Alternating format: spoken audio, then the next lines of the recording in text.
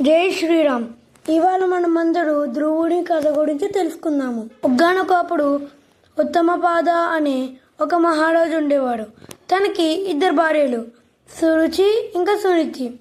మహారాజుకి సునీతి కన్నా సురుచి అంటేనే ఇష్టం.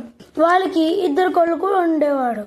సురుచి వాళ్ళ కొడుకు ఉత్తమ, ఇంకా సునీతి వాళ్ళ కొడుకు ధ్రువ. ఒకసారి ఉత్తమ వాళ్ళ నాన్నతో ఆడుకుంటుంటే ధ్రువుడు కూడా ఆడుకుందామని వెళ్తాడు.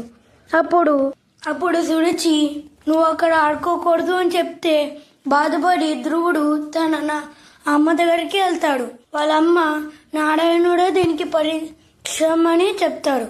అప్పుడు పిల్లోడు కాబట్టి ధ్రువుడు నారాయణుడు ఎక్కడుంటాడమ్మా అని అడుగుతాడు. మహర్షులు ధ్యానం చేసి నారాయణుడితో మాట్లాడుతాడని చెప్తాడు. అప్పుడు ధ్రువుడు అడవిలోకి వెళ్లి ఘోరమైన పరీక్ష చేస్తాడు, జ్ఞానం చేస్తాడు. అప్పుడు విష్ణుదేవుడు తన ముందు వచ్చినప్పుడు ధ్రువుడు అసలు మాట్లాడలేడు. అప్పుడు విష్ణుదేవుడు అర్థం చేసుకుని తన శంఖాన్ని ధ్రువుని తల మీద పెడతాడు. అప్పుడు నారాయణుడు ధ్రువుడికి ఈ వరం ఇస్తాడు.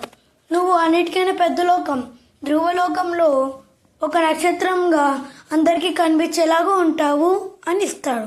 అప్పుడు ఇంటికి వెళ్ళాక వాళ్ళ నాన్న తననే మహారాజులాగా చేస్తాడు.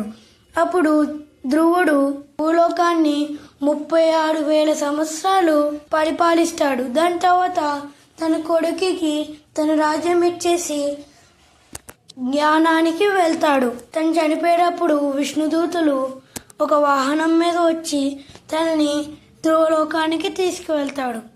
మనం ఇప్పుడు కూడా రాత్రి ధ్రువ నక్షత్రాన్ని చూడొచ్చు.